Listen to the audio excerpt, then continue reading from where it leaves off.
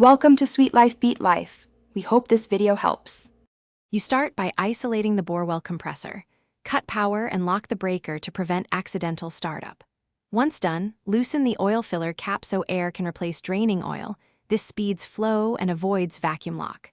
Place a robust drain pan beneath the sump, then open the drain plug. Let the old oil run until the stream thins. You do this because contaminants settle and the bulk must exit first. Meanwhile, inspect the oil for metal particles to signal bearing wear. After draining, remove the oil filter or screen to inspect for metal flakes. This tells you whether internal wear is present. Clean the sump and magnetic drain plug with a lint-free rag.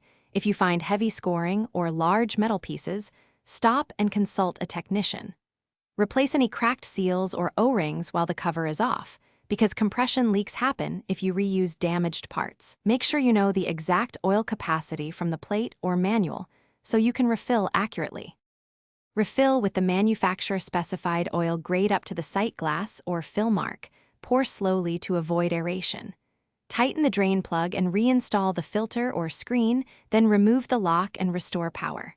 Run the compressor briefly without load. Listen for abnormal noise and watch for oil leaks. Once warm, recheck and top to the correct level. If oil looks milky, you likely have water contamination. Stop immediately and investigate seals or flooded well entry. Thanks for watching.